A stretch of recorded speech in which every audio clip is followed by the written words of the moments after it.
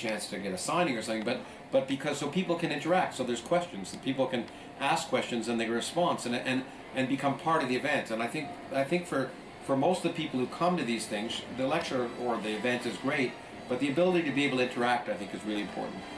Very cool. How about you, Matt? And I also think it adds an aspect of community, which one of my primary purposes, as you know, is I want to build communities. I want to go around, if a Sunday Assembly wants me to talk, I want to find a way to make that work. And what I hear, like I was out front while people were waiting in line to come in, and some of them wanted to see a magic trick, somebody wanted me to sign something, but the one thing that they really wanted to do was just connect. And the opportunity here for events like this is not necessarily for them to connect with us, but for us to provide a venue where they can connect with each other. Yeah. You asked that question over there, and I thought that was so good.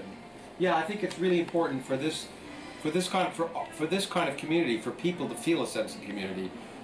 The public events and some of the other things we've done, the films, people really, it's exceptionally important for people to feel they're not alone. Because there's so much social pressure on people to feel like they're bad people or whatever if they question or are out of the norm. And to be with a lot of people who are thinking like them is a reassuring thing for a lot of people. And I think that's exactly right. That community and that sense of fun, I think, is great. I think probably the biggest reason I do it is for the community, but the second biggest reason is I actually enjoy it. I do a call-in show, so I get to talk to people who want to call in, but I don't always get to talk to the people who are going to come to these events. Yeah. And getting a chance even for, a brief interaction, even a correction, somebody be, hey, you said something on the show and I think it would have been better this way. I love those kinds of conversations and want to encourage more of them. Probably one of the biggest, most important things apart from building the community is encouraging people. Because it's one thing to change minds, but I want to encourage people to act. We need to increase science literacy. We need to increase the understanding. We need to tear down the walls that people have put up portraying secular people as if they're immoral. And if these people feel like they're alone, that they're the only godless person in their community, they're not likely to act. But events like this let them know they're not alone and that they can run for office and they should get involved in lobbying and politics, and that it's okay for them to come out and talk about this because they're not alone. And you don't know that as much just from watching videos online. You need this sort of interpersonal acts. And of course, I agree with that completely. And the last thing I think is that, and it's nice for me, but it's people are really excited to just meet you, and I think that's it's ego gratification for people like me or Matt or whatever, but it's more than that. The fact to be able to actually connect to people and talk to them is just a wonderful thing, and it brings things home and makes people realize that people are accessible. It's the same reason you want to go to a theater too. You want to be in the same room with people. But more important, I think, is the fact that it allows these people to celebrate, have a real celebration of an event that isn't a sports event or a church event, and it's just to actually have a real sense of celebration and excitement about people, whoever those people are, is I think wonderful. And obviously it's nice to be the brunt of that, but whoever it is, I think it's a really nice chance for people to be able to celebrate and say, look, we're lined up in a music hall, but it's not for a televangelist.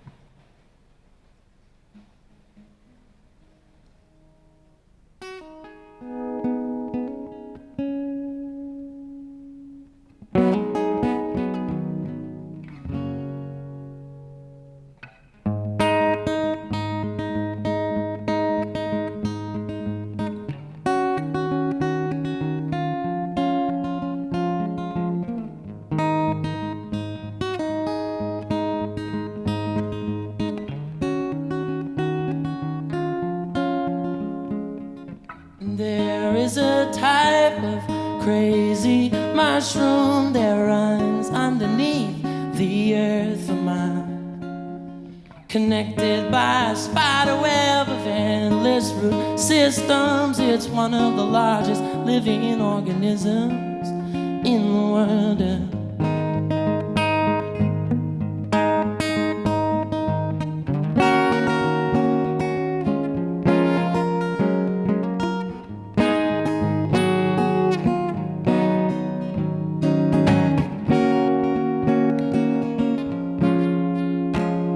It may hold the answer to our century, so dependent on oil, but we can break free. The sun and the soil, you know they're my energy. Sun and the soil are my energy. Oh yeah. And the time is now, like it always has been. Don't you get your feet stuck in the mud, you got to keep on moving, moving.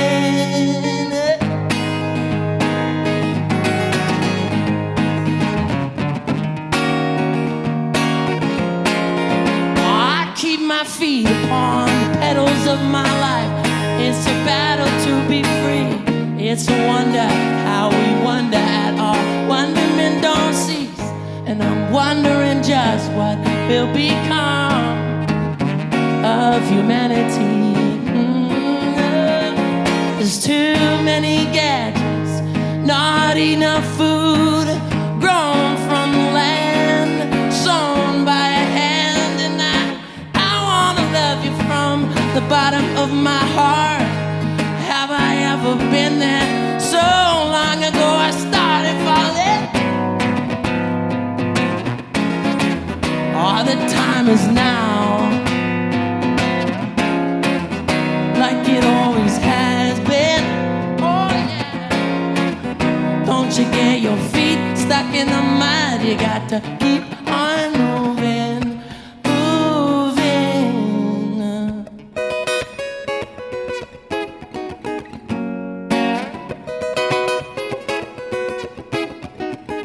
If you have a question, look to nature, she's got your answer. If you have a question, look to nature, she's got your answer.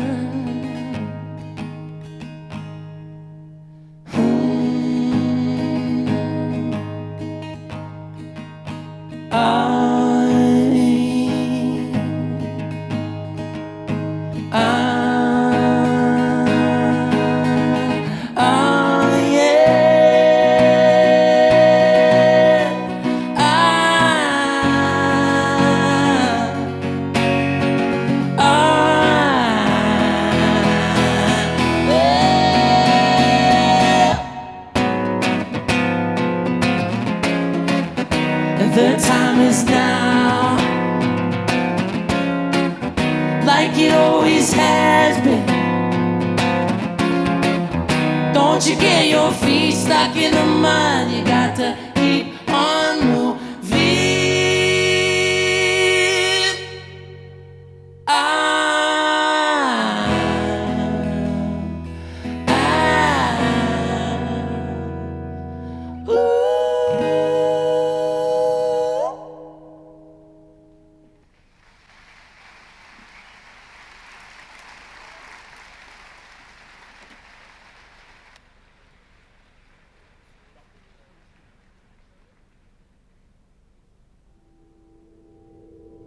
The universe is a mystery. And the very fact that it exists, and that we exist as part of it, is the only miracle worthy of the name. No myths need be embraced for us to commune with the profundity of this circumstance. No personal God need be worshipped for us to live in awe at the beauty and immensity of creation. No ancient fictions need be rehearsed for us to realize that we do, in fact, love our neighbors, and that we can only solve our global problems together. The days of our tribalism are clearly numbered. whether the days of civilization itself are numbered depends on how soon we realize this.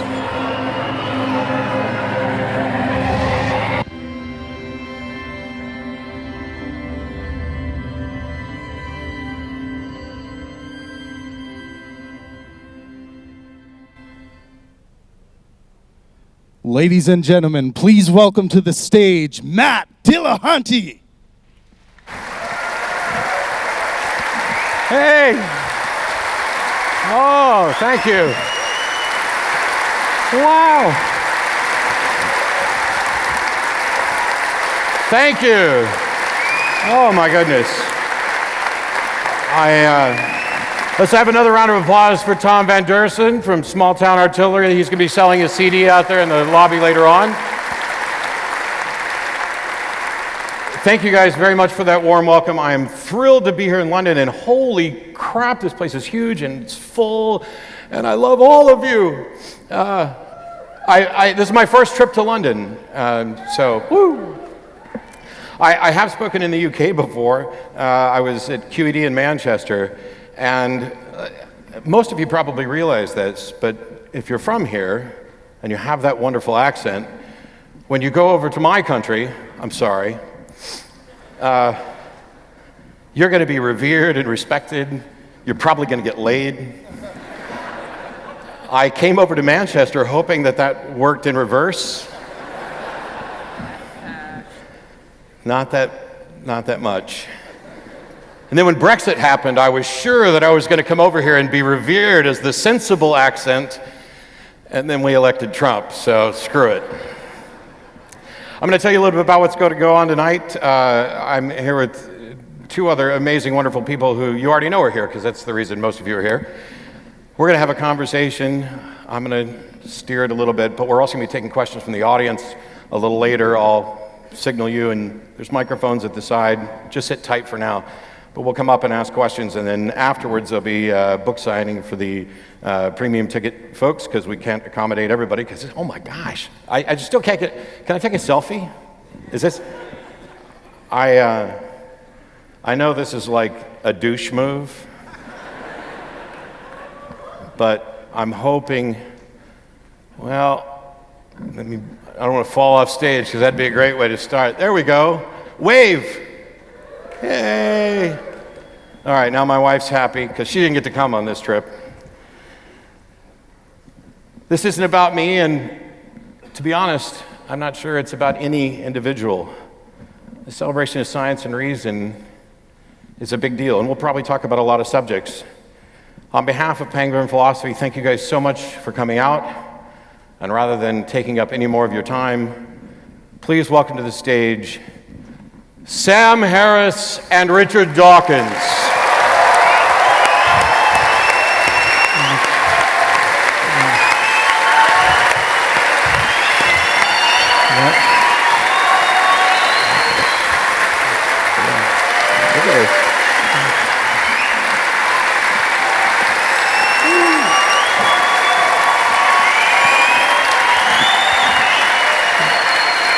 Thank you.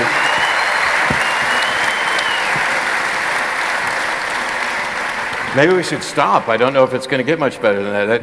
It can only degrade. Knock me over. First, how are both of you? I mean, this is the first event that Sam and I have done together, and Richard and I have done things in the past. Are you well? Are you excited? I am impressively free of jet lag for a trip like this, so I'm very happy to be here. Happy to be in London. Well, I've only just come from Jersey, and not much jet lag from there. There you go. So before we started, we were sitting down in one of the dressing rooms, and we were having a conversation about, the communicating science and reason and fixing issues. And one of the things that popped up that I thought we might start with, the internet seems to have given power to people, which is a good thing, I would say, and power to ideas and the opportunity to share ideas. None of us can become an expert in everything. You just don't have the time or the bandwidth. So how do we deal with the issue of trying to figure out which experts, what criteria should people use to figure out which experts are worth listening to in an age where everyone has been empowered to become their own expert and just become science deniers or fact deniers, alternative fact deniers? Richard, you've been at this longer. I'll let you start this. It's a really difficult problem. In science, we have peer review, that kind of thing. We have methods in place for not respecting authority necessarily, but we know that an article that's written in a reputable scientific journal has been peer reviewed. We know that the findings will be, if they're important, if they're controversial, they will be replicated, and if they're not repeated, it'll be matter for suspicion. No scientist has the knowledge to understand all other science. I mean, reading even a journal like Nature or Science, I can read the biological papers, some of them. I can't read the physics papers. So you have to rely on authority to some extent, and it's a very difficult problem because we pay lip service to the idea that we don't actually respect authority just because it is authority, just because it's Professor so-and-so. Professor says somebody something who has FRS and so on. So it is a difficult problem, and when I try to understand physics, I have to some extent, obviously, rely on authority. As you say, Matt, the internet raises problems that everybody has a voice.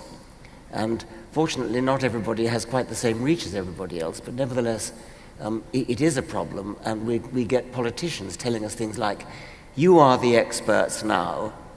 Well, I'm not an expert on most things, and nor are you, and nor are you. Nobody's an expert on everything. And so it is a difficult stage we're in where people are being treated as though all opinions are equally valid. Yeah, it actually strikes me as a fairly subtle and difficult to communicate point that in science and in intellectual life generally, we don't rely on authority, except we do up until the moment we repudiate authority. I mean, you have to be competent to the conversation in order to completely subvert the status quo. And so, it's true that science advances by discovering that the authorities were wrong, at least on important marginal points, and sometimes just wrong wholesale. But it's just as Richard says, I mean, it's impossible to have the totality of human knowledge self-authenticated, and the only reason why we're confident that anything is the way it is because we are content to rely on authorities most of the time, and the reason why that faith, to use a loaded word, is valid is because these authorities are functioning in a culture that is, in the best case, and science really is the best case here, continually purifying itself of error. And it's not being driven by ideology, and it's not being channeled by accidents of birth. You don't have a Japanese science and an American science, and with nationalism getting in the way. And so there's a process that we rely on, and both things are true. We rely on authority, and we don't. So I'm fond of pointing out that, I don't have faith. I won't use the word to describe this, because I think what I have is a confidence level, a trust that is, to borrow from Hume, proportional to the evidence that supports it. And there are people who would just say, well, you're not only are you picking and choosing your experts, but you might be picking and choosing the evidence you want. Is it the case that as science is the single most consistently reliable tool that we have for discovering things about reality, but we've taught people about the scientific method, which is an inaccurate way of looking at it because there are multiple methods, and we realize that the way we get to new information is by challenging and overthrowing the existing information. And so you get the people who are like, oh, you laugh at me now, but they laughed at Newton, or they laughed at, Have we constructed a system inadvertently where we're going to be constantly fighting this battle, and it's just amplified by our current access to massive amounts of opinions and information? Well, it's amplified, and also the capacity to detect error is also amplified. I mean, this is just the dual effect of the internet, which half of which is perverse. That is, if you want to remain a slave to confirmation bias, you can forever, apparently, on the internet. But if you actually want to discover if you're mistaken, you can also do that pretty quickly. So there's also, we see in social media, which all of us make use of it, that the algorithms that you see on Facebook and stuff basically feed you more of what you've already liked. And so we're creating bubbles. And there's mountains of concern in this room and everywhere else about the sorts of bubbles that we're creating. And how do we start? I mean, obviously we're not going to go, maybe we can go to Mark Zuckerberg. Maybe Richard could go to Mark and say, hey, let's change these algorithms. I think this is an interesting point, because in our wild ancestry, in our primitive state, we lived in a village, 150 or so people, and we met the people we knew, and opinion was just shared within this group of 150 people. And now that's broadened out to the whole world, except that in a way it isn't, because as you say, we live in bubbles, and so we each live in our village, but our village is now distributed spatially, geographically, and it's no longer enclosed within the village walls. It's a kind of virtual village, which is interesting, and it's a real discipline. We have to sort of shake off the bubble mentality, the village mentality, and reach out to other circles that we wouldn't normally encounter. And the degree to which we're in bubbles, I mean, I've never appreciated it as much as since the 2016 election. And this is a point I've made on my podcast a few times, but I find it continually astounding, so I'll make it again. I realized, I had heard that smoking cigarettes, in the States at least, it might be true in the UK as well, but smoking cigarettes in the States correlates with many different variables. And also the communities of people who smoke and don't smoke tend to be quite separable. And I realized that, with a shock, that Hitch was the last person I knew on Earth who smoked. Which is a measure of just incredible isolation socially. And I've done very little to remedy it, I must say. But it's, who knows what else. I mean, in fact, we know a little bit about what else segregates with that isolation. And my complete bewilderment that we have President Trump is a symptom of that isolation, I think. It amuses me because, as a former smoker, I know that you're constantly being shoved outside. So you end up outside with a group of other people who are already pissed off that they're having to go outside to smoke. So now they're in this angry headspace, and then they begin to share and connect. So maybe smoking doesn't just kill, but smoking creates insular communities that are sharing their anger and vitriol outside the door. Yeah, they're all weighing along the platform, along the pavement outside all the shops and all the places, all these. There's a long ribbon of the smoking community, this haze of blue smoke. Just to be clear, we're not blaming all the world's problems on smokers or Trump on smokers. But this issue that we're kind of dancing around with, we've kind of moved on to something that I know that each of us repeatedly deals with concepts around free speech and who should be allowed to talk, not just who should we listen to as an expert, but what kind of things should go on at our universities. Clearly, the free speech laws that I'm used to in the United States are different than they are here to some extent.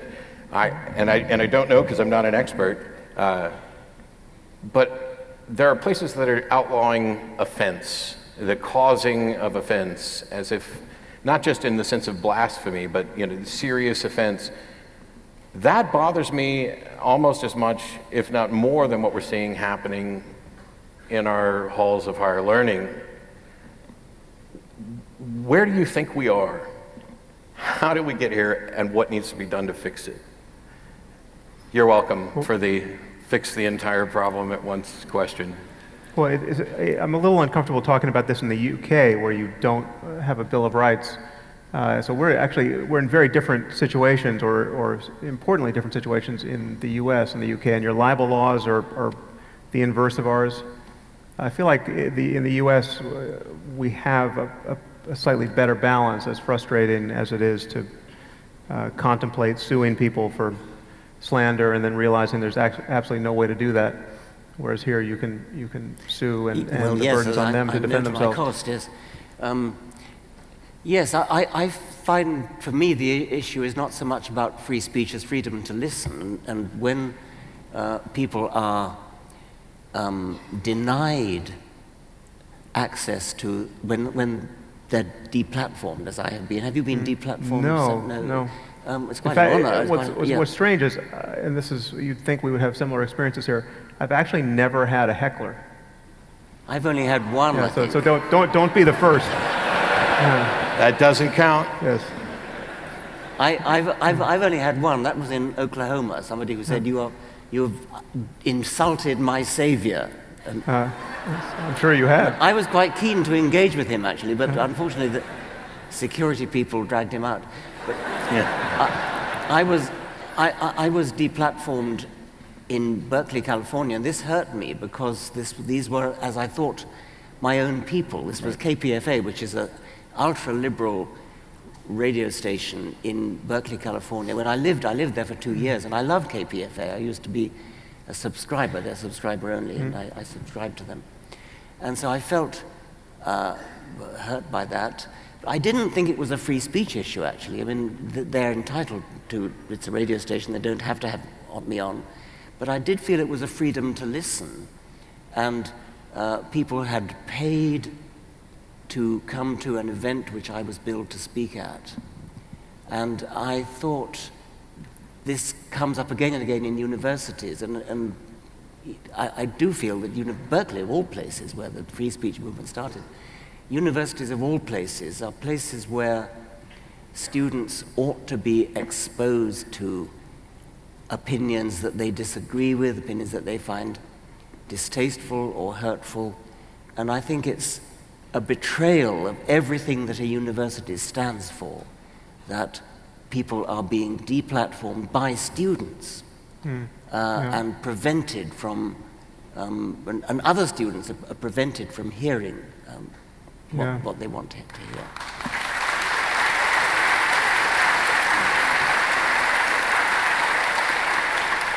And I'm actually very glad that you made that point. So one of the things that happens is we announce an event like this and somebody's like, oh, there's massive disagreements between these, how did they get on the same stage and blah, blah, blah. There were people who would have been convinced that you and I had a difference of opinion on this deplatforming thing. And in reality, I think we're almost side by side, because my view is a university gets to invite whatever speaker they want. They can disinvite whatever speaker they want. People can go or not go. They can protest or not protest as long as they're doing it peacefully. It's when they dishonestly go about trying to deplatform somebody. So it's the method that they're using to shut someone down is what I object to more than people exercising their right to listen or attend an event. And in many cases, we've seen the people who run the venue have no idea about the nuances and whatever bickering has been going on in the community around this. And they'll get a message from somebody, it happened at an event I was at yesterday, oh, you're putting this group, women, in danger by having this speaker here. And as the owners of a venue who have to listen and have to have insurance, this is a tactic that works to get speakers removed when it actually has nothing to do with the content of what they're saying or a fair representation of the conversation that might have been. Yes, I mean that is exactly what happened in the Berkeley case. That they were phoned up by, I think, one individual, and they just acted on that. As you say, they feel they have to act. Well, the problem is it does work, and especially when there are security concerns involved. I'm in touch with this group, the ex-Muslims of North America, which has been, for reasons easy to parse from the title, have security concerns, and when they try to book an event at a university, they're now finding their events canceled the moment people figure out, who they are, but it is they have the legal right to free speech. There's no law against criticizing Islam, but people have just discovered that it's so inconvenient to incur these security concerns that you have a de facto loss of that freedom. It makes me wonder about This actually came up in a couple of discussions. I had Mohammed Syed on the show recently, and yesterday I moderated a debate between Faisal and Azra Namani.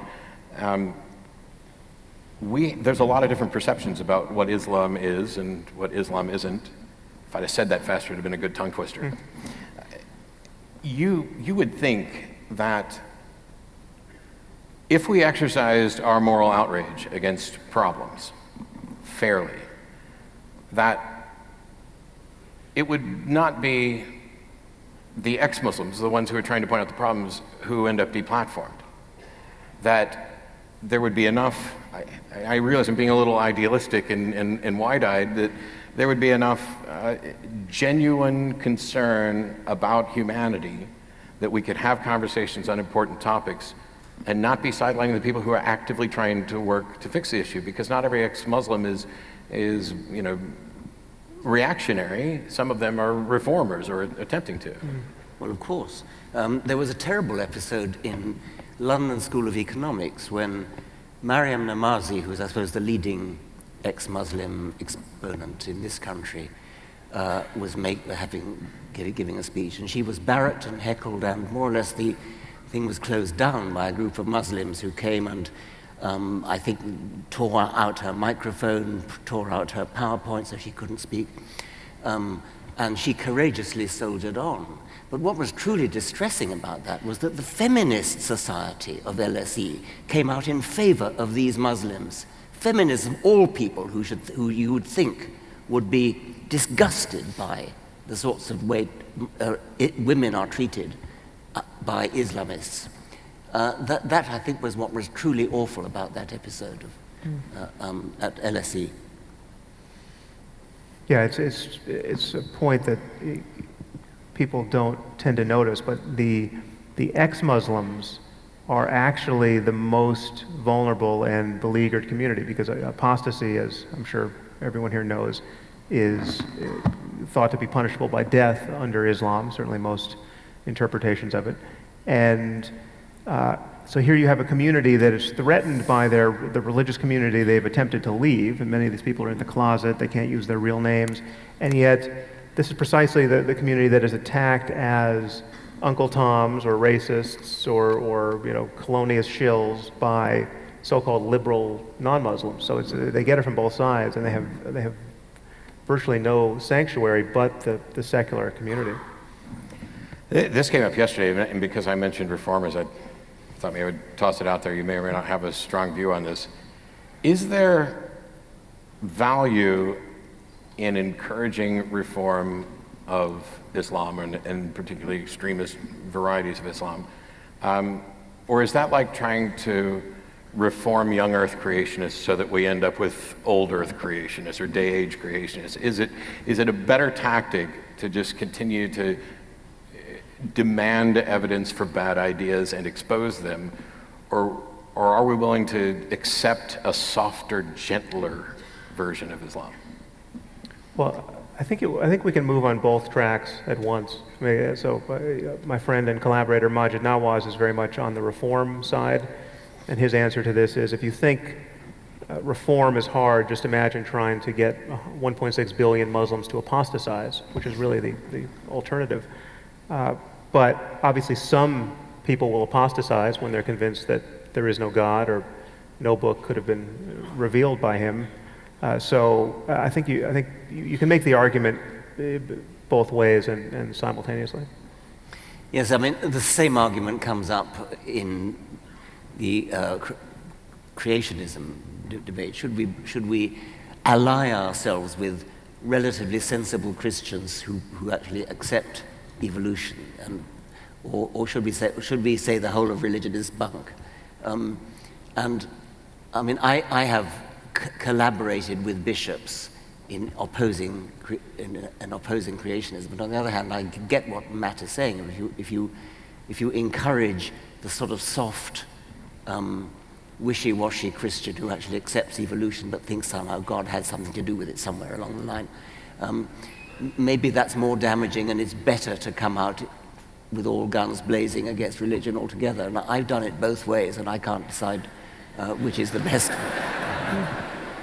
The Reverend Barry Lynn is the current or former president of Americans United for Church-State Separation, and we shared a stage at a Secular Student Alliance event.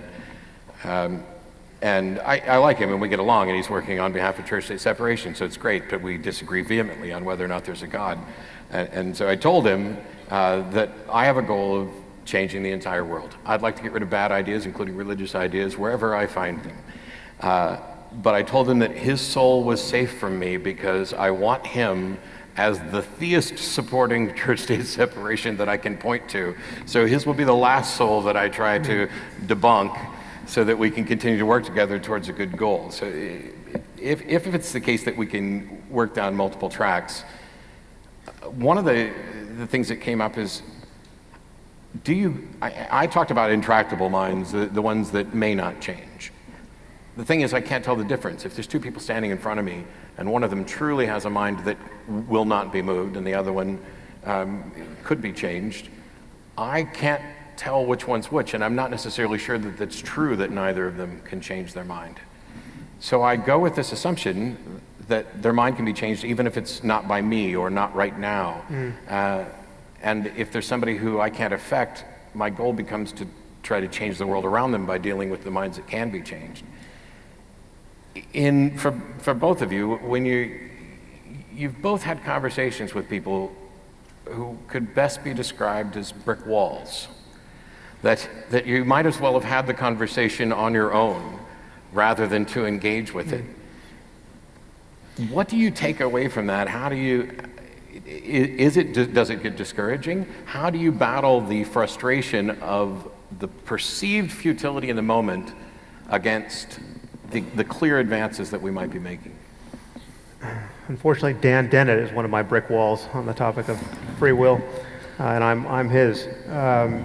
Well, I think the one thing to notice is that, as you say, it's not always about changing someone's mind in the moment. I mean, people tend to like to change their minds in private, and that's, I mean, there's a kind of a faith-saving aspect to this, and there's just, you know, a kind of the water on the rock process where you might not be the final moment that changes their mind, but you're part of a process.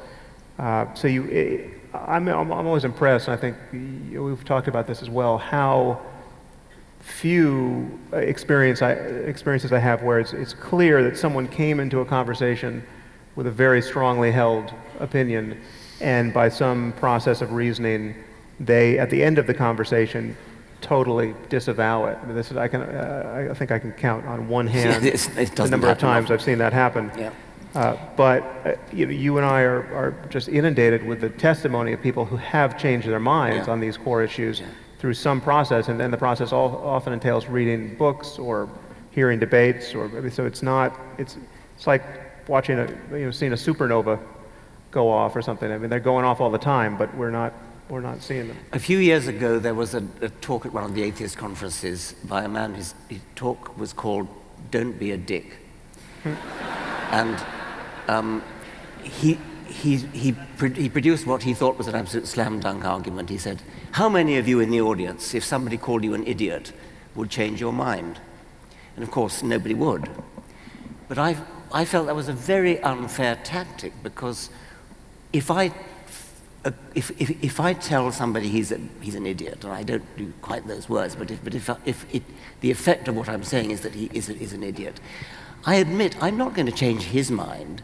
But if there are a lot of other people listening in, say it's a radio audience, I mean, you've probably done, I know you've done things where you're talking to one person who probably is an idiot, and yet you know that there are hundreds, thousands of people in the radio audience listening in. Yep.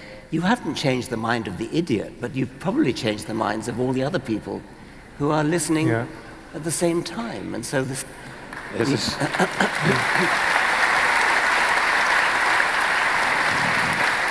It's precisely the situation that I deal with both on the atheist experience and off. I'm not necessarily trying to change the caller's mind, although I'm happy for that to happen. I'm having the conversation for all the people out there who agree, who would have used those same arguments. Because we know that on some occasions, if you can be shown to be wrong, People will sometimes double down, especially if they've made a public profession on behalf of something. This just becomes flat denial. But we also know that through, I don't want to go down the mirror neuron route because you'll probably correct me, but at least with respect to empathy, if you see someone presenting your arguments and they are humiliating themselves, not just, I'm not necessarily humiliating, they're humiliating themselves, this affects that individual who's watching in a way almost as if it had happened to them, and that yet they have the safety of not having been in public humiliated. Yeah. Yeah, I might be wired differently here, but I have a different reaction to being called an idiot. If there's a, I don't think you're ever called an idiot. Well, no. I mean, well, virtually so. If I guess the source is relevant, but if the source is someone who you find credible on other topics, and that source tells you you're wrong on topic X, that becomes very interesting to me. If Steve Pinker calls me an idiot, I'm very interested, and the offense really has nothing to do with it at that point. So it's more of a sourcing issue, because the people who tend to call you an idiot are usually disconfirm their authority. When I was an undergraduate, I read The Phenomenon of Man by Pierre Teilhard de Chardin, and I was completely taken in by it. I thought it was wonderful. And then I read Peter Medawar Yeah. review of this book. Recommend. It's the finest negative book review ever written. Read it. And I finished this review and I said, "I'm an idiot." I was completely fooled by that moment of awakening. I've talked before. It's not so much being wrong that affects people, because you think you're right. So it's not like anything to feel that you're wrong. It's the discovery that you're wrong that is sort of the testament of your character. Because for me, finding out that I was wrong is joyous, not that I was wrong, but that I don't have to continue being wrong, that I've made this actual discovery. And there are people who will write in, will say, "Oh, Matt's wonderful on religion, but terrible on topic X." And without too much exaggeration, I could probably pull up 100 emails, and all of them disagree on what X is. Matt's right about everything except X.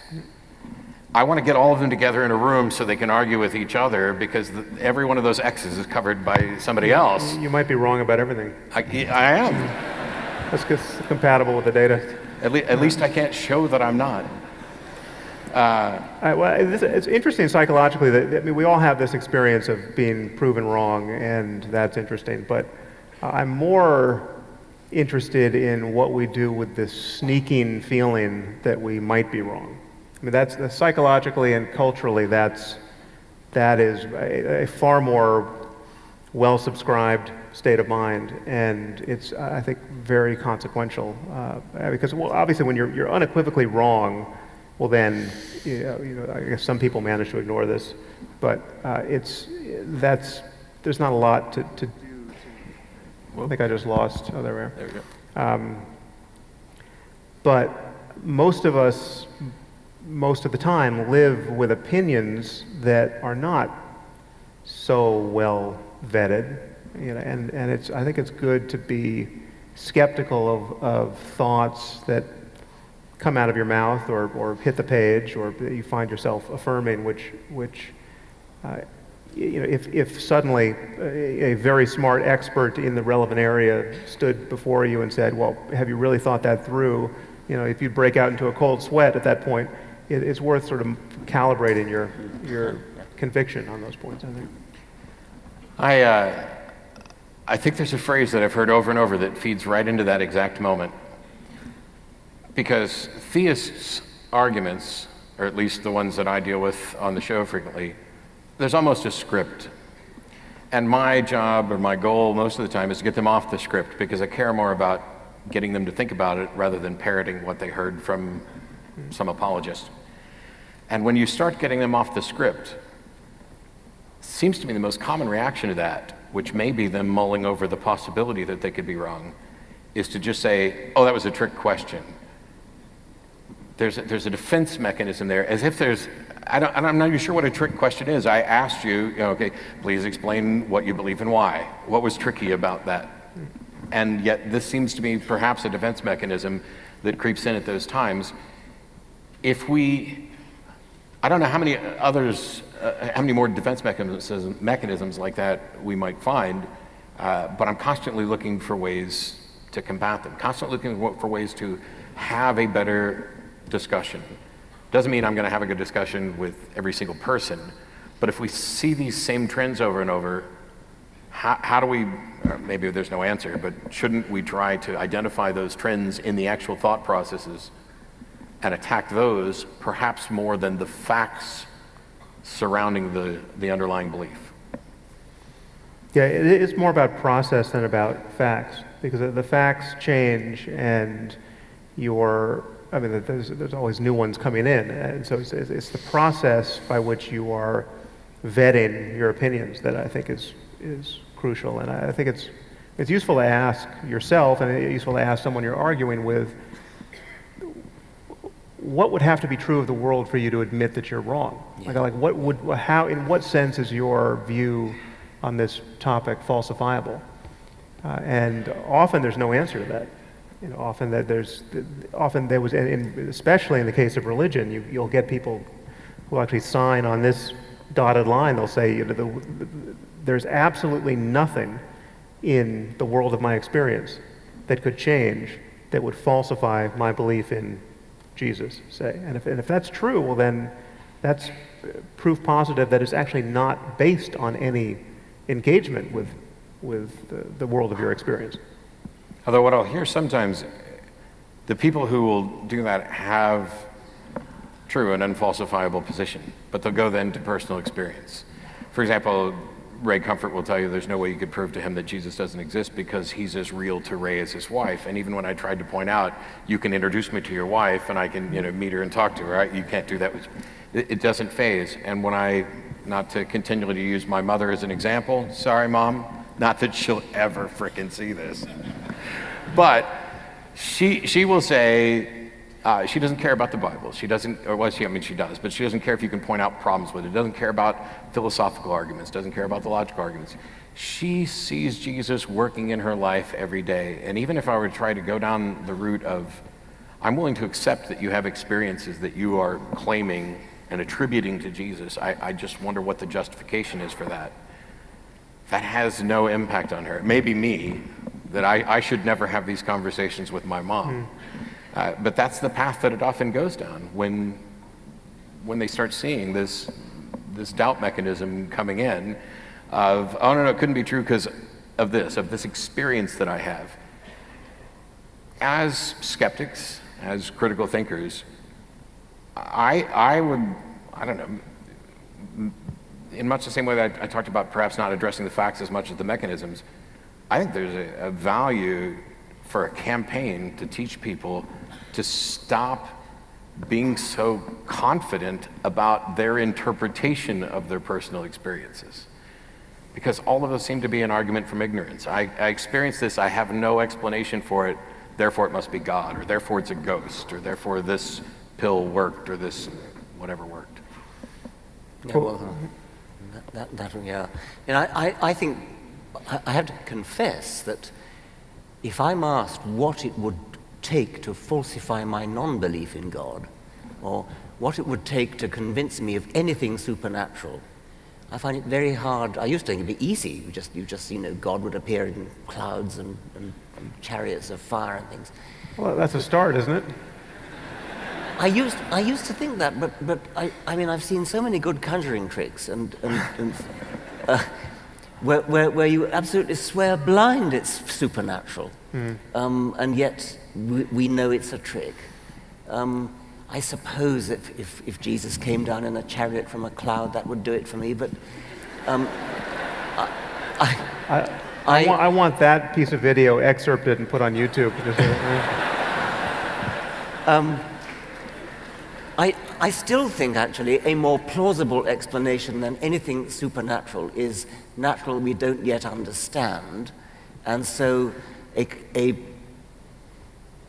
trick wrought by an alien civilization that we don't know about yet or something is actually as implausible as it is more plausible than that the laws of physics have been violated, which is what we're kind of talking about when we talk about. This issue's, you and I discussed this in Vancouver, and Lawrence Krauss and I did as well, because quite often people will say, well, what would it take to change your mind about whether or not there's a God? And I used to give fairly glib answers of Jesus coming down from the clouds and whatever, and I realized that what you were just talking about, so my answer changed. I have no idea what would convince me that a God exists, but if there's a God, he should absolutely know what should convince me. Yeah. And he hasn't done that, which means he either doesn't exist or doesn't want me to know he exists. Either way, it's not my problem. Yeah.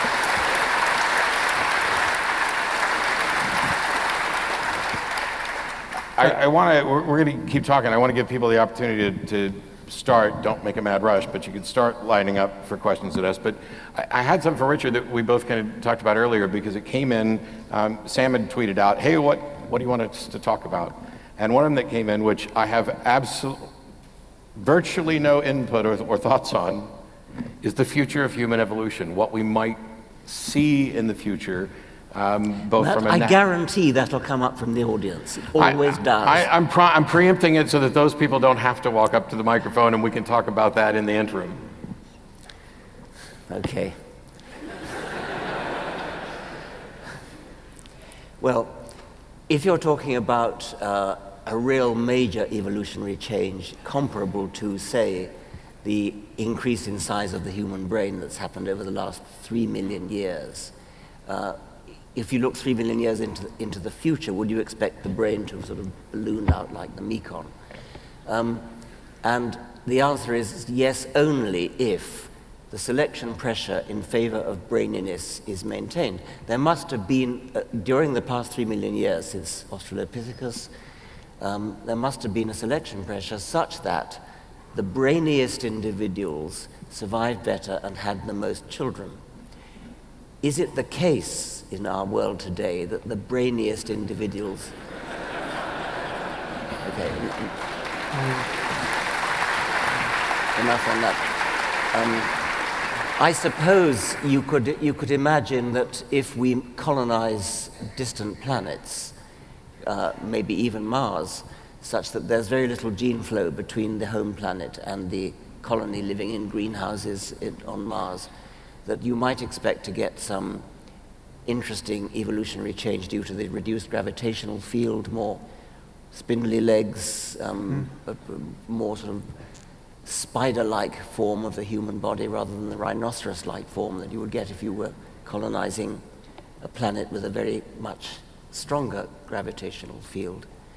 But the trouble is really that in our world today, reproductive success is so, or survival indeed, is so much cushioned by the civilized conditions under which we live that it's almost impossible to say that there will be a consistent selection pressure in any particular direction. I've sometimes jokingly, on the many, many occasions when I've been asked this question, I've sometimes jokingly suggested that a large number of people are probably born because their parents were incompetent at the use of contraceptives. Yeah. That's the wrong selection pressure. And therefore, therefore, if this incompetence sort of fumbling with the you might expect future generations to be more and more incompetent in this. We'll forget how to make latex entirely. That kind of thing.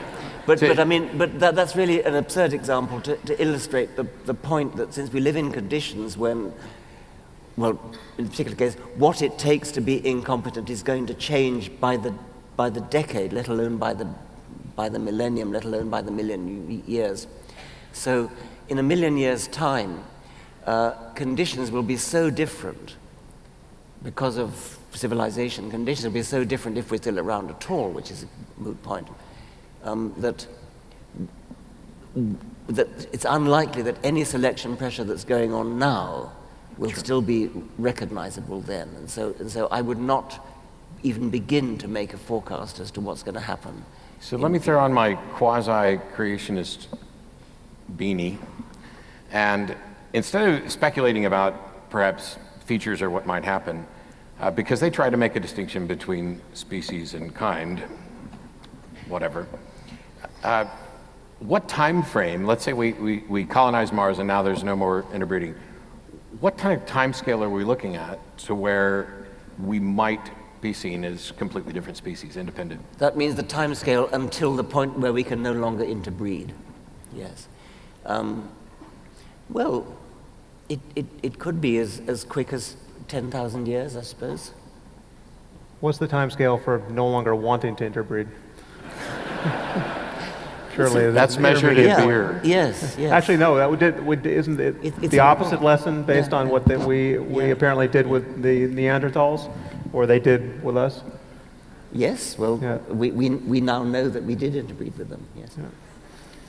Yeah. Well, Richard, just to follow on that, what are your thoughts about the artificial evolution of engineering our genomes to be That's better also or different? guaranteed to come up. Yeah, but we might as well do it here. Yeah, I don't have any great. I mean, it's. I think it's both an exciting and a frightening possibility. If you had to guess about the time course of this, when do you think it will? I tell really you one become? thing. I mean, we've been manipulating evolution in agricultural animals and plants for thousands of years. And we've produced dramatic changes in cabbages, in dogs, in cows, in pigs. And when you think that a Pekingese is a wolf, and we've been doing that by the selection part of the Darwinian equation. We're now talking about the mutation part of the Darwinian equation, about actually manipulating the genes. We have, during all those thousands of years, we have never changed humans in the way that we've changed dogs and cabbages and horses. So in a way you might say, well, since we haven't done it by the easy way, which is selection, why would we suddenly imagine that we might start doing it by the hard way, which is genetic manipulation? Maybe we will. You don't think the hard way is going to become the easy way fairly quickly? It could be. Yeah, it could be. Is there an implication there that there are certain genetic pathways that are more amenable to change, that maybe how rigid of a path have humans become? What are we just assuming that we can manipulate things and implement changes? Maybe we're in a rigid structure where we couldn't possibly do the same thing that we do with dogs. No, I mean, I think it as Sam says, I think it will become easier. And then society is going to have to decide what to do about that. Mm. So on that note, I'm going to have them bring the house lights up so that we can see the people who are waiting for questions. And just for clarity, I'm the asshole. By that, I think we're all aware that questions end in a question mark and don't begin with your life story or your dissertation or anything like that. And to spare either of them any public embarrassment, if you've gone on too long, I can go back to Austin, and London can hate me if I cut somebody off a little too quickly. But we want to take questions, and just remember there's a lot of people lined up. I think if we can get the house lights up, we'll start over here off to my right.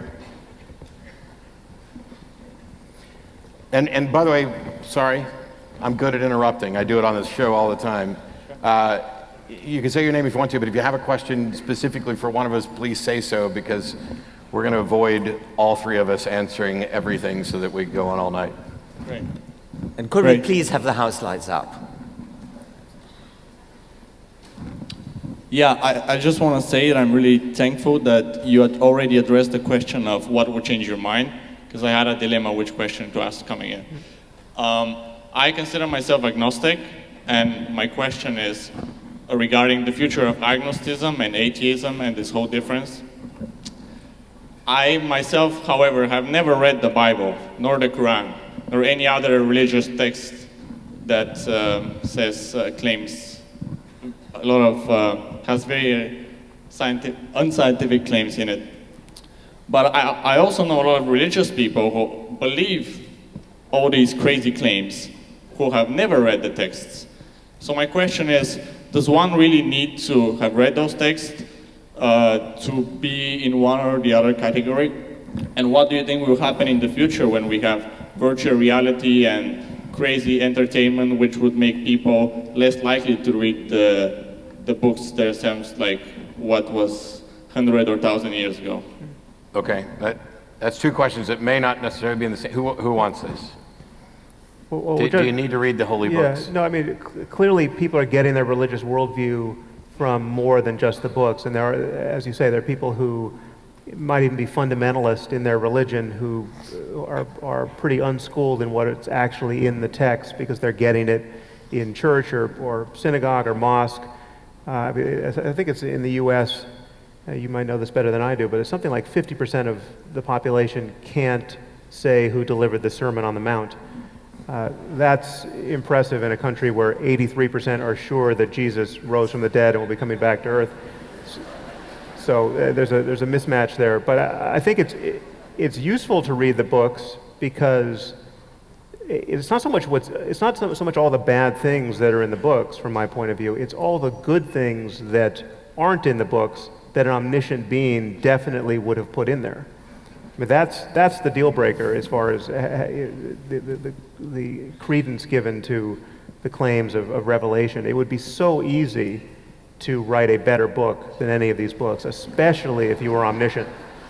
And there's nothing in there that demands an omniscient God as author. Yes, I was going to say the best cure for religion would be to read the holy books, but Sam kind of preempted that.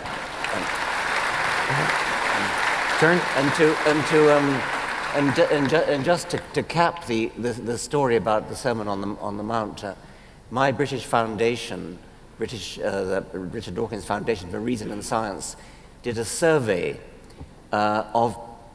in 2011, immediately after the census, the week after the census. We took just the people who ticked the Christian box in the "What is your religion?" So these are people who self-identify as Christian, and we gave an opinion poll for these people. And among the questions was, can you name the first book of the New Testament? And we only gave a choice of 4: Matthew, Acts, Genesis, and Psalms. I think only somewhere around 30%, I was 39% of the people who ticked the Christian box were able to identify Matthew as the first book of the New Testament. So they don't read the Bible, and I think it actually would be rather a good idea if they did.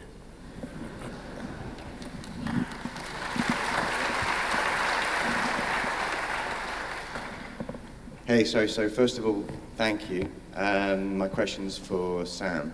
I voted Leave in the Brexit referendum. Given,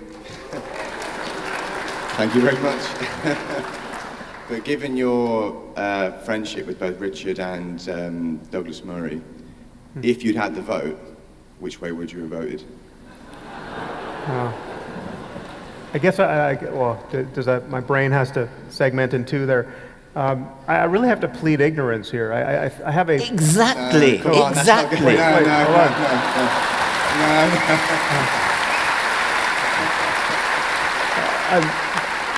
If you had to. Can I ask the question, do you have a degree in economics?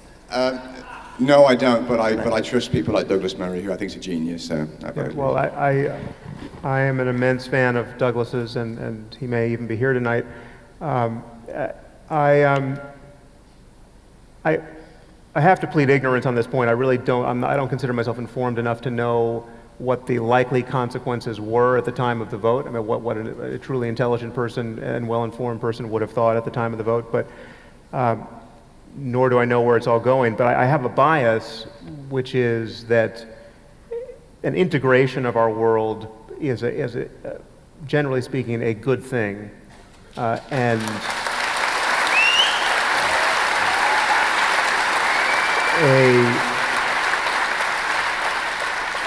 a populist backlash against integration is a sign of good things not happening.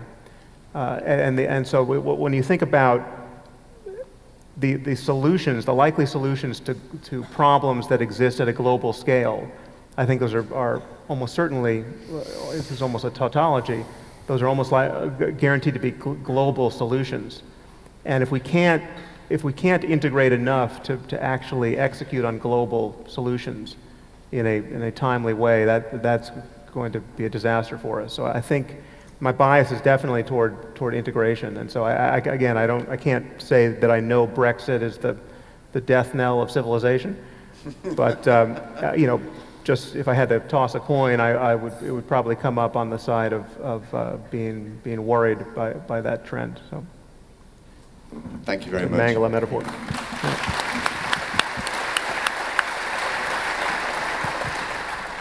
Hello, my name is Andre. Thank you very much for being here, Sam. I'm a big fan. Question for you, first one for Sam. We are 9 months in from Trump presidency. Don't you miss the days when the biggest issue was creationism, not so much tribalism, social justice, and so on?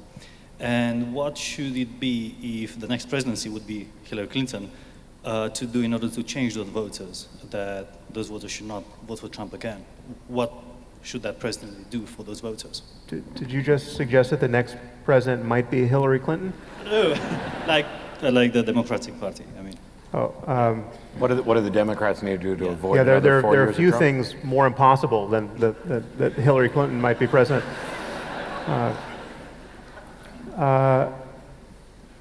I'm not sure I understand the question enough to satisfy you. I think we need to, clearly we have a problem on the left. I mean, there's a tendency toward a swing into what's now being described as a kind of authoritarian left in liberal circles.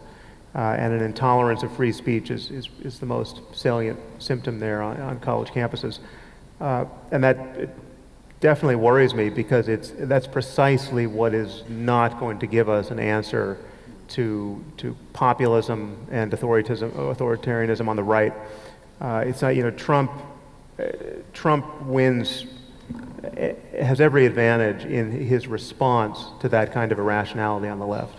So if you want to amplify Trump's power, and you want to give further voice to the most odious people who celebrate his power, what you should do on the left is become absolutely focused on identity politics and this this species of leftist unreason we're seeing. So I think we need something that at one point I called a new center.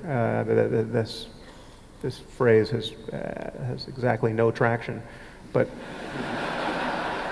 it's not an accident that the right answer to many questions and the right answer to just how you have a rational political process of compromise is rarely at the extremes politically. And so I think we have to find something that is animating about not being an ideologue on the left or the right. If I may interject, just a second question for Richard, please. Well, we should probably go one at a time, to be fair.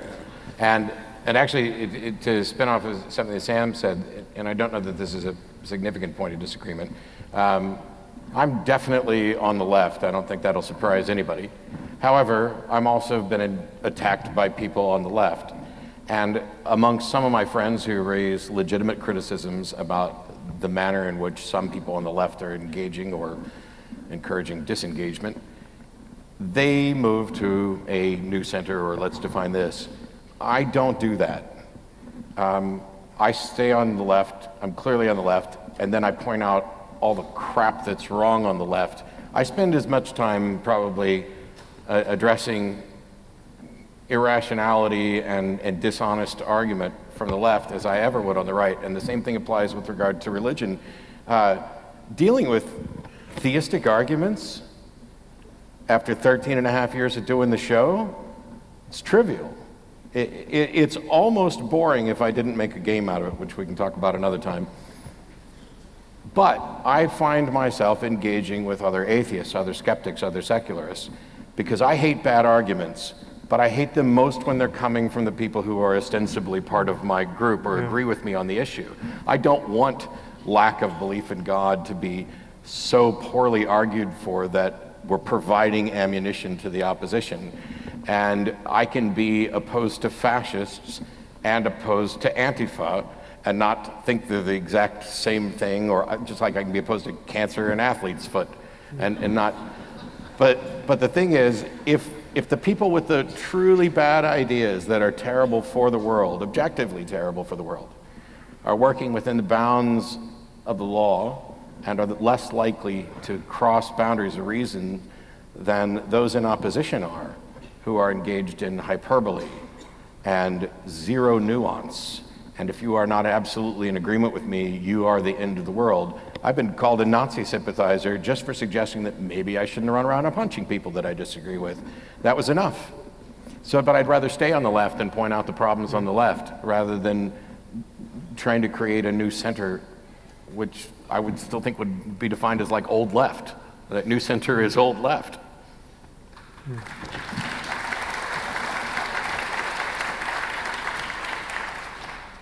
Hi there. Firstly, I just want to say thank you. Richard and Sam, your books and your videos have been talked about in our flat for years. I had to write an essay on something which society considers taboo or disgusting. Anything I wanted to kind of write about, and I had to try and justify it. And what I came up with is the topic of incest. Society thinks it's disgusting, it's weird, it's odd. So this is my question, really, and I talked about this in my essay. Two sisters. You see, it's an odd subject. Is this a Penthouse letter? You've got our attention. It's an odd subject. People automatically think it's disgusting. But two sisters, they're in love. You're off to a good start. Yeah. Well, I'm hoping you'll talk about this and not also say it's disgusting. But two sisters, they can't produce children which are disabled, they're in love, and they're not harming anyone. So my question is, apart from saying it's disgusting, weird, and therefore wrong, can you give one good reason as to why two people who are in love and not harming people shouldn't be together? Just one good reason that's not, it's disgusting, just like people said against homosexuals. Okay. Yeah, it's a very clever device to make it two sisters. I think that's brilliant.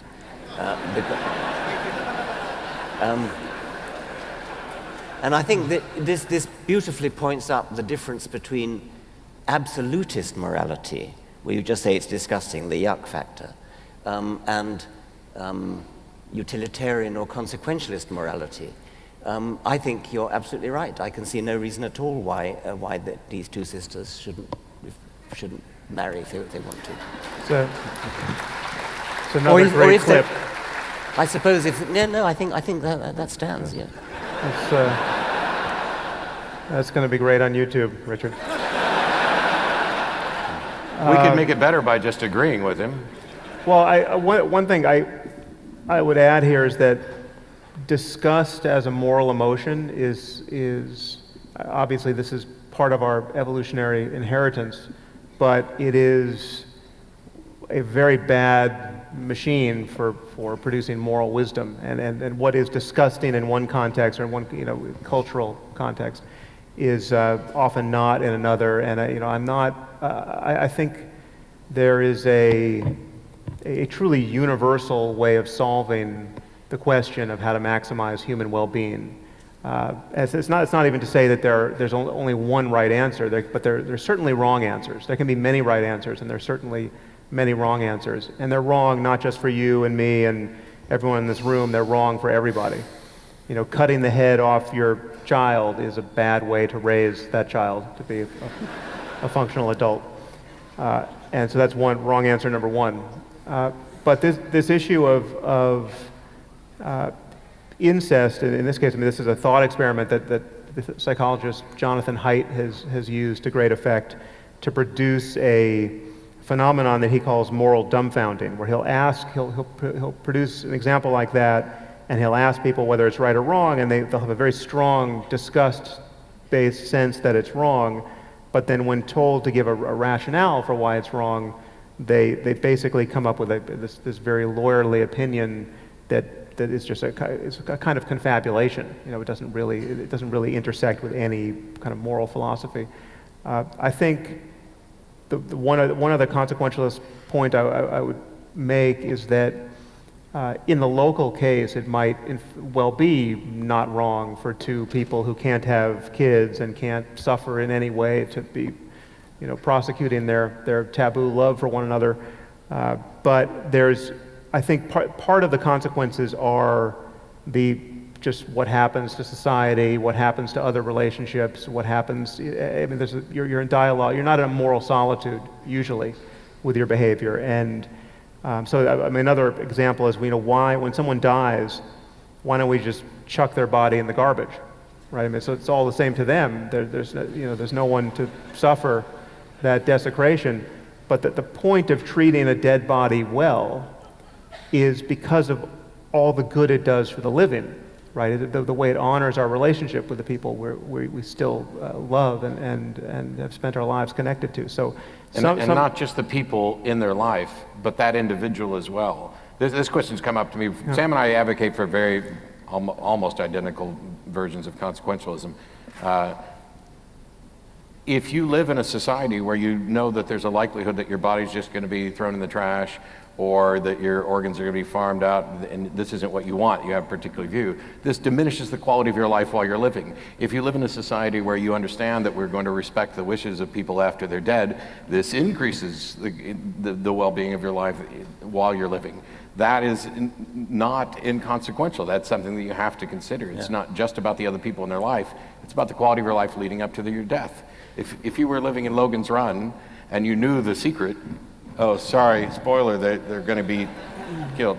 It would change how you lived those years prior to that. And we tend to, consequentialists come under fire by people who, from my point of view, seem to only be able to look at things myopically as, oh, this is how it affects me right now. And like in your example, I don't have any objection to your example, but I'm in agreement with Sam that there may be extenuating circumstances in the complexities of a society that might make it not a good idea. And slippery slope arguments can be perfectly good as well. I think the argument against eating human roadkills would be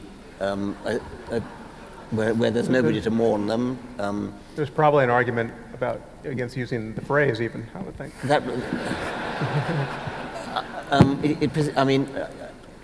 Slippery slope, we have a very good taboo against cannibalism.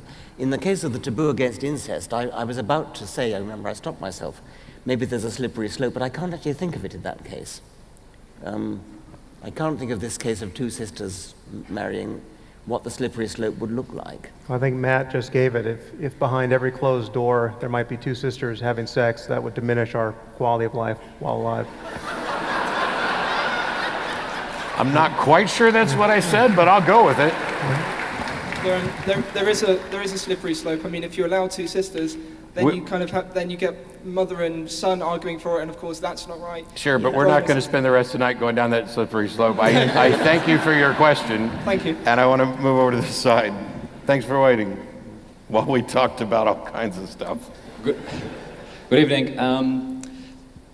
Paraphrasing Lawrence Krauss, science is changing the playing field in a way which makes people uncomfortable. And you gentlemen have three prime examples of this ever-accelerating trend.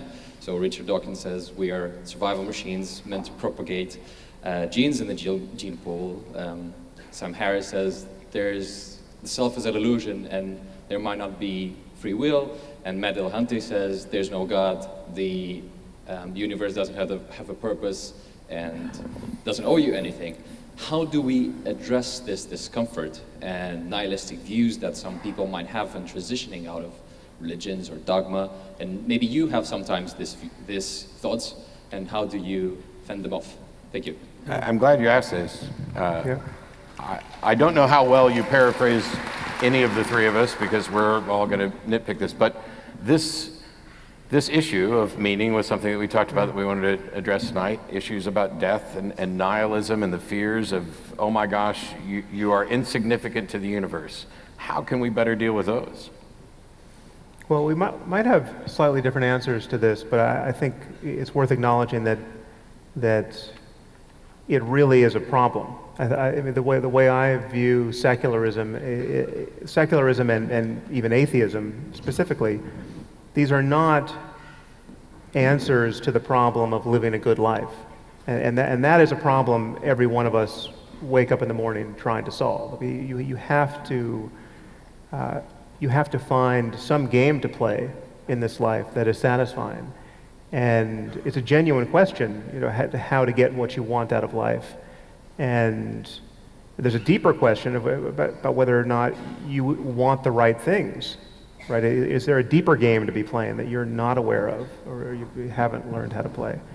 And I think there are right answers to those questions. It's possible to not know what you're missing. It's possible that you are in a circumstance where your life could be much better than it is, but it's not going to be that way because you're tending to live as you did yesterday. And the problem with secularism and atheism and even humanism is that these really aren't answers to that question. These are just ways of clearing away the bad answers offered by religion.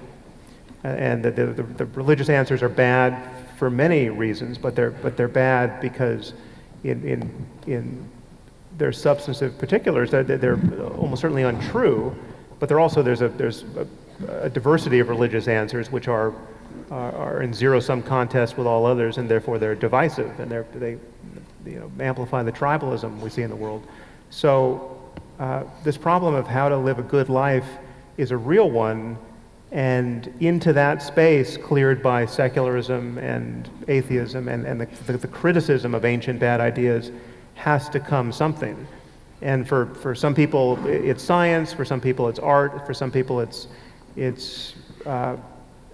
some secular version of what I've in terror and shame and in scare quotes called spirituality. But you need something, and most people on earth are living as though there's either there's no basis to find something apart from religion, or having lost religion, they're living as though the answer is just to be eating a little less sugar than the average person your age, and watching a little less pornography than the average person your age, and trying to be responsible and well-educated, and there is nothing sacred or profound left. And I think that is a real deficit of the secular conversation, and I think we need a secular version of profundity that, again, this is a place where we may differ. I don't think science and art and fun fully capture what we want in life. There's something else.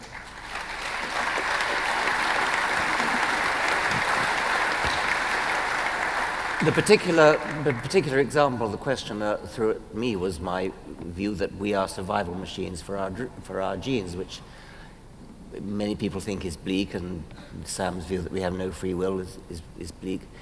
I think there's a nobility in that bleakness. I'm inclined to say, if somebody says to me, somebody did say to me actually after The Selfish Gene was published, that he couldn't sleep for 3 nights after he read it. And another man told me that it was a Canadian professor said that a young woman, student of his, came in to him in tears having read The Selfish Gene because it made her feel that her life was meaningless. I mean, my inclination there is to say, well, tough. Maybe your life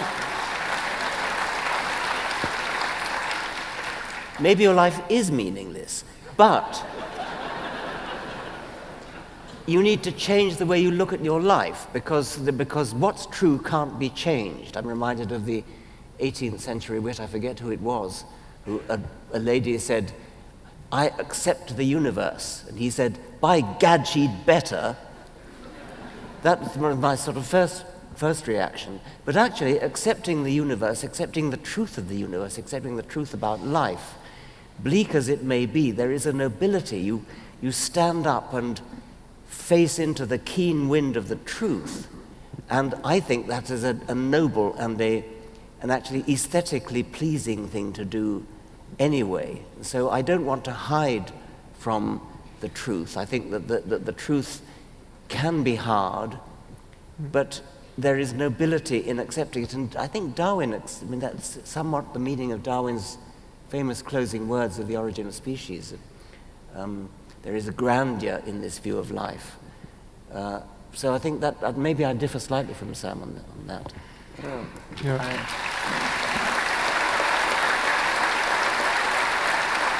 Well, I would just add that there's nothing unscientific in what I would propose we need to honor the profundity of our circumstance. It's not that you have to believe anything on insufficient evidence, but I just feel like there's more to a rich human experience than merely not being wrong. Of course. Or having correct, propositional knowledge of the world. And I know obviously you share that view. And it may not be one answer for everybody. I tend to look at it, by the way, as religions, I think, by and large, have come from flawed thinking trying to answer the questions about reality, including about our fears and death and life and what's the meaning and purpose. And because of this, and because they become so pervasive, they have absolutely infused every conversation.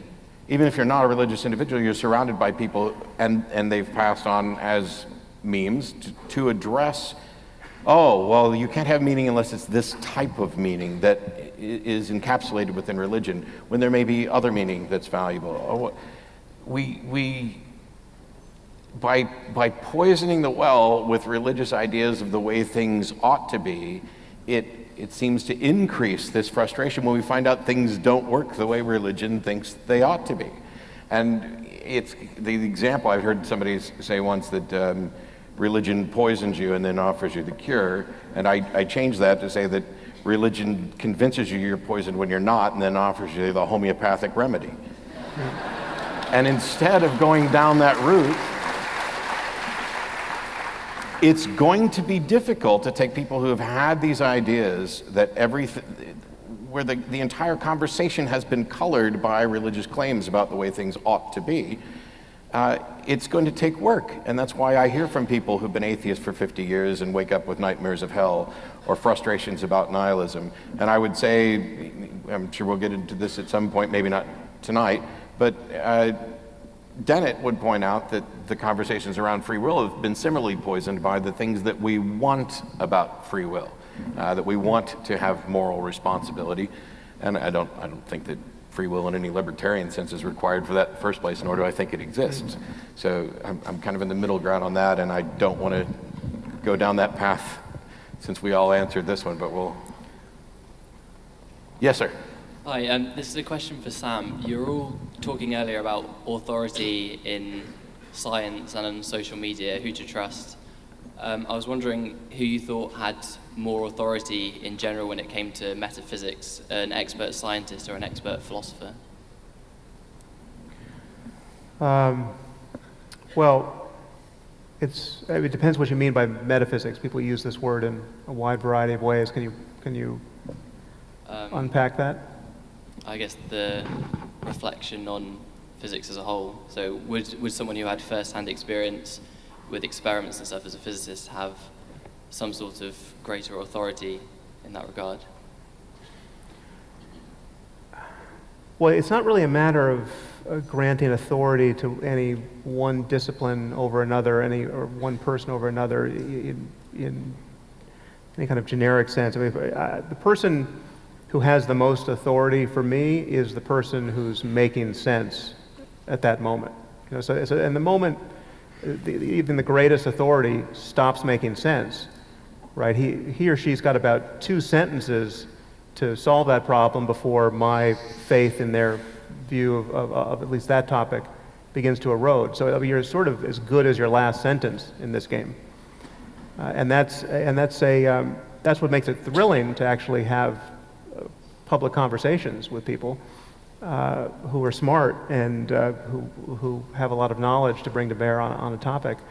As far as the contributions of philosophy, I'm not somebody. I mean, I said something that was read as fairly denigrating of philosophy in the moral landscape, but it was misinterpreted, and I'm a huge fan of philosophy. I don't think philosophy is going away, and insofar as we're making an effort to resolve conceptual confusion in our science, that's always going to be the work of philosophy, whether it's done by scientists or philosophers in each moment. And metaphysics, in the philosophical sense, is often working in the background of any kind of assertion about our beliefs being in register with reality when we're doing science. So I mean, the work of a philosopher is always there to be done.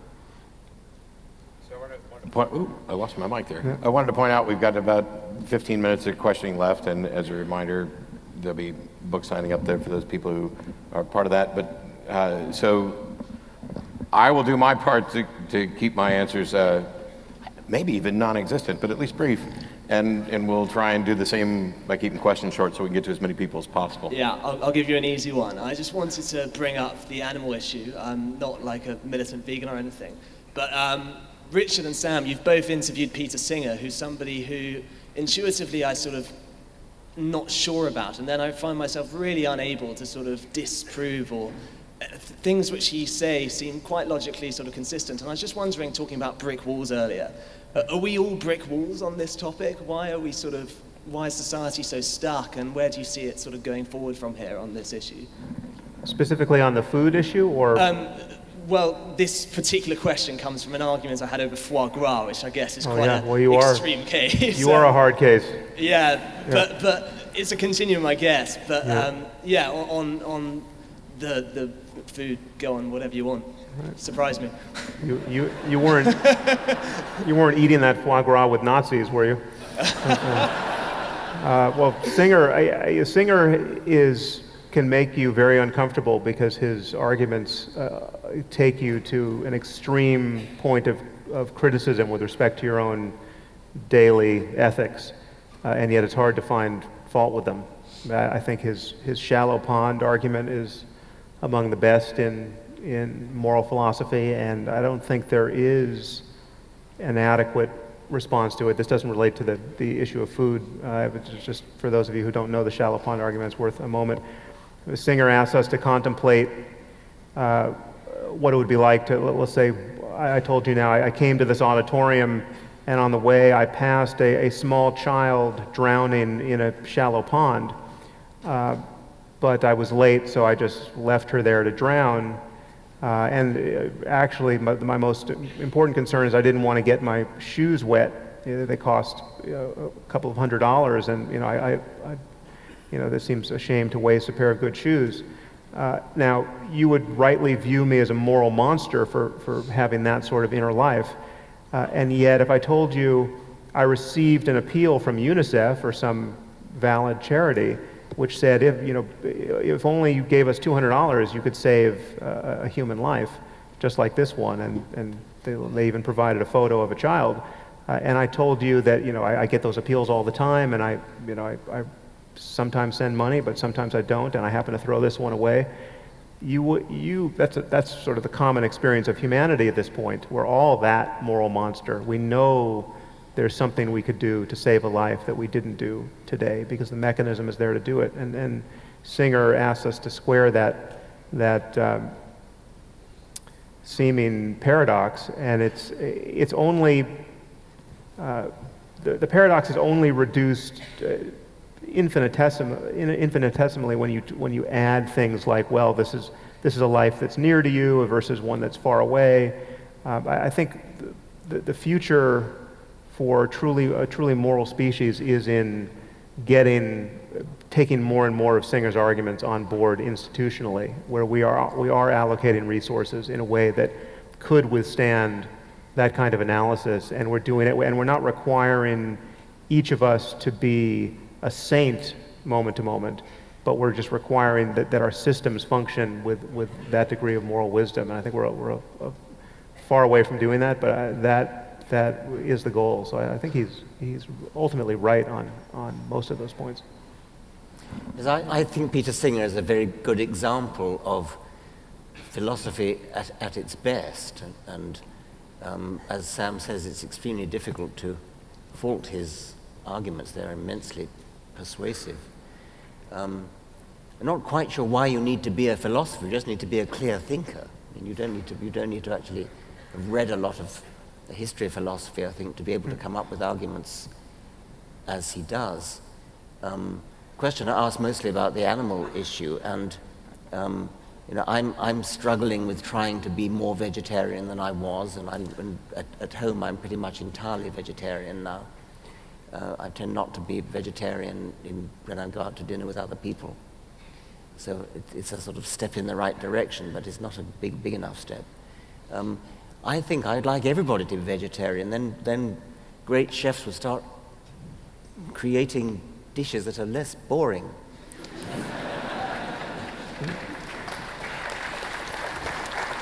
But I do feel a moral guilt about humanity, about myself, and I feel it particularly when I see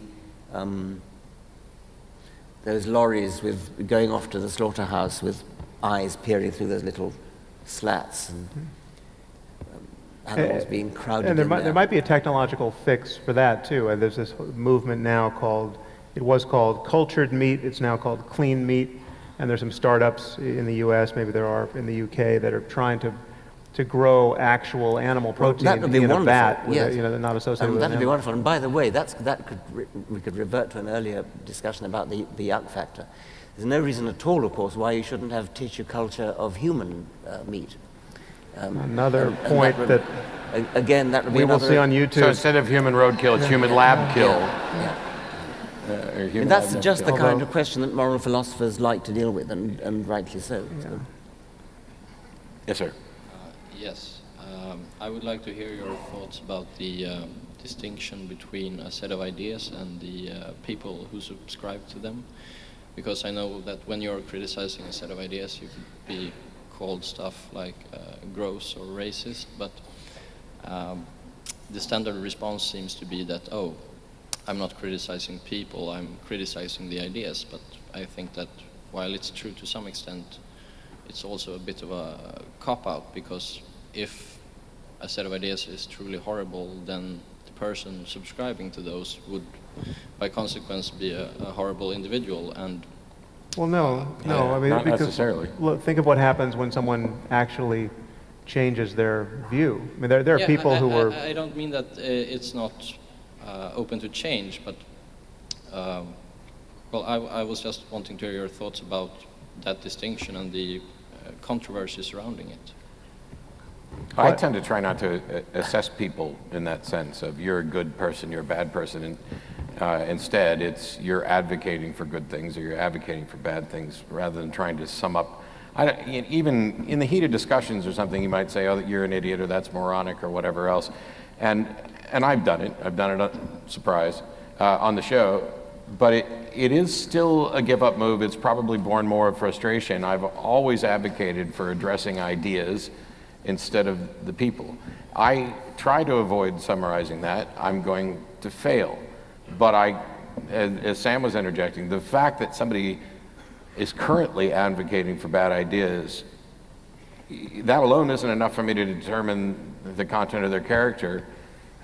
I can only address the content of those ideas and say, because if you change their mind, and their mind is changed perhaps relatively quickly, as some of us changed our minds, that tells you far more about the actual content of their character. The fact that there are people with bad ideas is independent of the, an assessment of their whole character. But listening to the question, I think what lay behind the question was the very frequent occasions when criticizing Islam is taken as criticism of individual Muslims. I think that's where it's totally different from what you've been talking about, Matt, because what I would say to that is that individual Muslims are usually the most severely maltreated victims of Islam. And so we're not talking about whether we should respect people who have bad ideas. We're talking about people who are the victims of bad ideas, and who are not necessarily. I mean, they may propound them in a certain way, but I think that's what lay behind the questioner. Yeah, and more generally, I think there's this confusion between criticizing the ideas and hating groups of people for reasons of racism or xenophobia or some other animus. And I mean, this so clearly doesn't map on to what real critics of Islam are doing. I mean, real critics of Islam are are trying to help Muslim apostates, right, who share all of the racial and ethnic and national backgrounds of their former co-religionists. So if you're prejudiced against Arabs or Pakistanis, well then, it's kind of strange behavior to be becoming best friends with Pakistani or Arab ex-Muslims, right? And in terms of just how fully people can redeem themselves, I think it's just we shouldn't undersell this. Majid Nawaz was an Islamist, right? And he's one of the greatest people I know now, and yet he can point to a moment on the calendar where his mind changed, and as an Islamist, I couldn't really imagine collaborating with him, nor him with me, I'm sure, but he's an absolutely fantastic person and a friend, and we sort of stumbled into a friendship by virtue of first meeting under conditions that seemed quite hostile to conversation. So this really you can really fully converge with someone who at one point you would have totally disagreed with. I endorse that. Majid Nawaz, I think, is a real hero. Okay.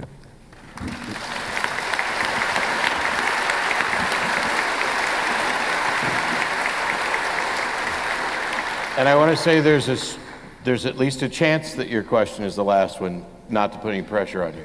Okay. This is a question for anyone to jump in on, and it's basically revolving around comedy. A lot of comedians say that the reason that jokes are funny is because they have at least an element of truth to them.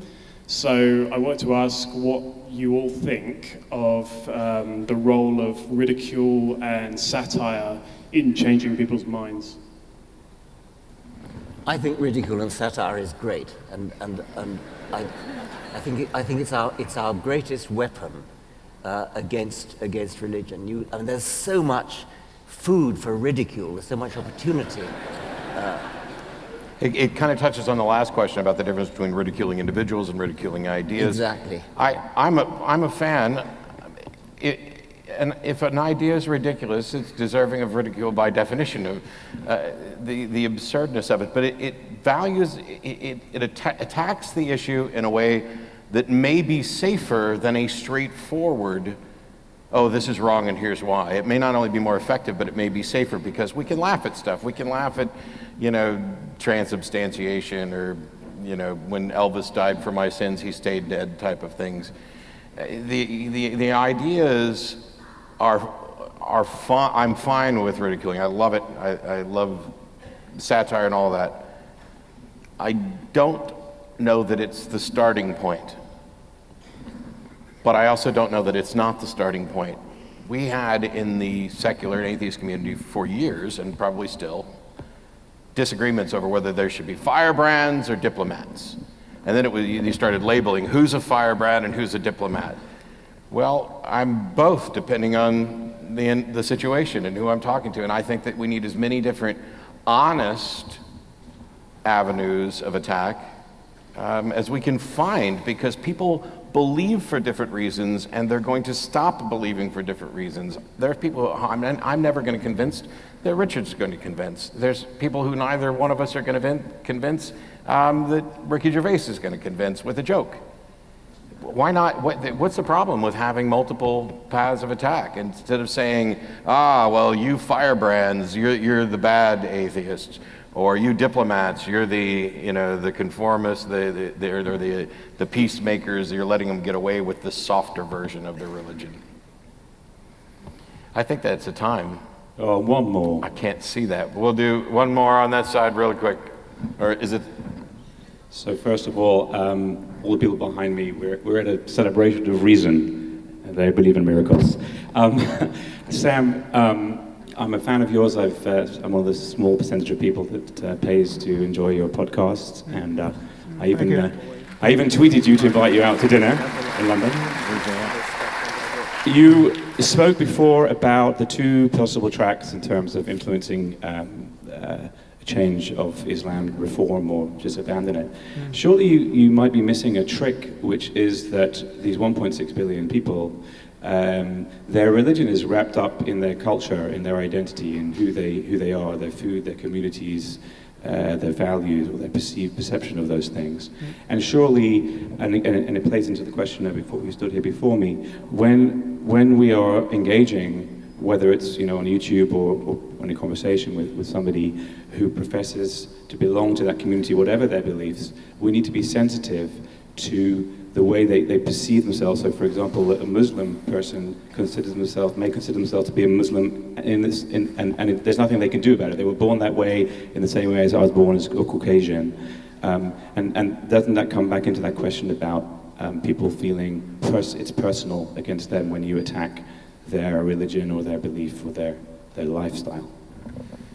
Well, it's understandable that people would feel that way. I mean, that's the first concession. Yes, attacking Islam in a very abbreviated form without a lot of context or without an ability to explain the issue, that can be expected to offend some number of Muslims, no doubt. But we're talking about a longer conversation that the culture has to have with itself, and only in the best case, people in the culture can have that conversation. I think only they can have it effectively, ultimately, for reasons that you allude to.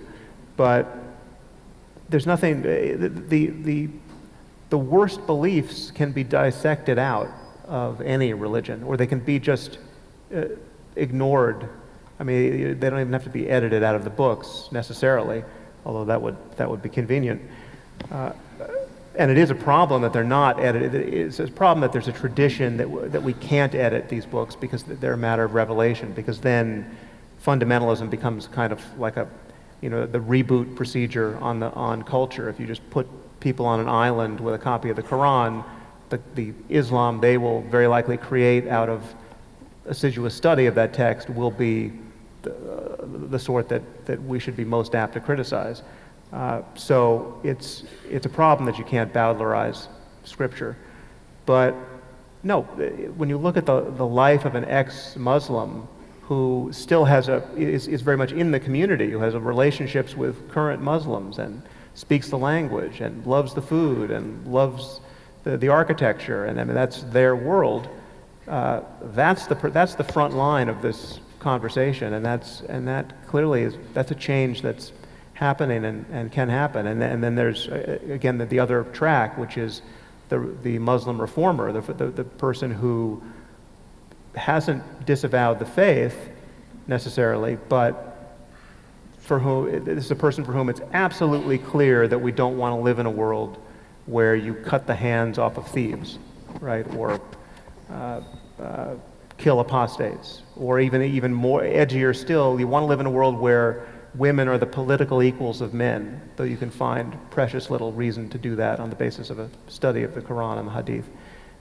And then, even in Saudi Arabia, some people just woke up to a world where women can now drive. So the change is conceivable, and once that change happens, it's harder to roll it back, I think. And so I think I wouldn't underestimate how much progress people can make within the culture, and you also shouldn't underestimate the effect of people like ourselves outside the culture making the offensive noises we make. Because when I was with Majid in Australia at a book signing, someone came up to me and said, "Listen, I just want you to know I've come straight from Pakistan. I was in an absolutely fundamentalist context. All my friends and family are Islamists, if not jihadists, and yet your YouTube videos reached me." I say that not to congratulate myself. I'm just saying that I was bowled over by that. It never for a moment seemed possible to me that would happen or have any positive effect, really, in that context, and yet it does. And if Majid wants to attest to that somewhere, he can. Yeah.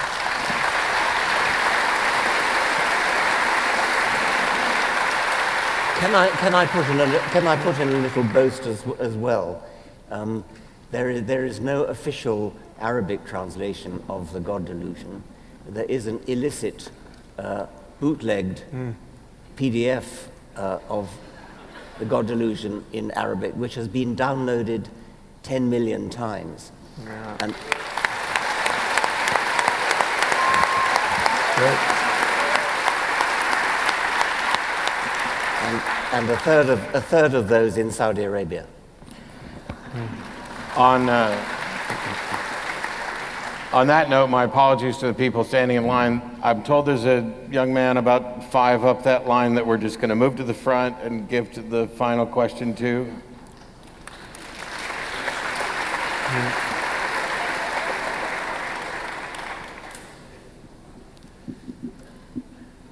Hello? Hi. There's one way to find out if I sound like a mouse on helium. Okay. First, I'd like to state that I am a member of the ACA, so courtesy.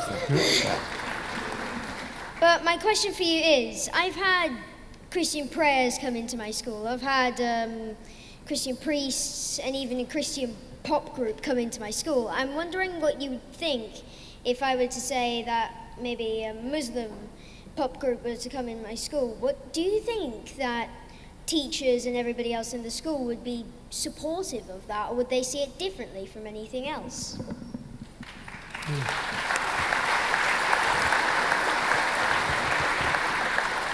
I don't really understand. So I'm probably the one least qualified to answer this, because in the UK, they don't have the same type of church-state separation that we have in the US.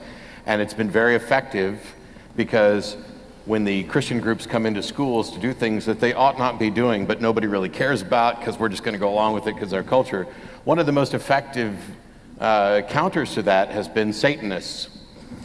Satanists have been coming into the United States, schools in the United States, saying, hey, if the Christian groups can do it, we can do it too. And they put out these awesome coloring books that have nice moral messages in them. And as soon as they start handing out their stuff, all of a sudden the Christian propaganda just vanishes. There's a difference with the issue of potentially having a state religion as to whether or not that same sort of tactic could exist here, but it might. I don't know, I can't tell you how the teachers will react, but I'd encourage you to give it a go. We're spreading Satanism to the youth now, apparently. Considering the other things we spread tonight, Satanism's pretty up there. First, let me just express how amazed I am that you are here and that you asked a question that well. It gives me hope for the future. Yeah. And your parents should be praised. Well done.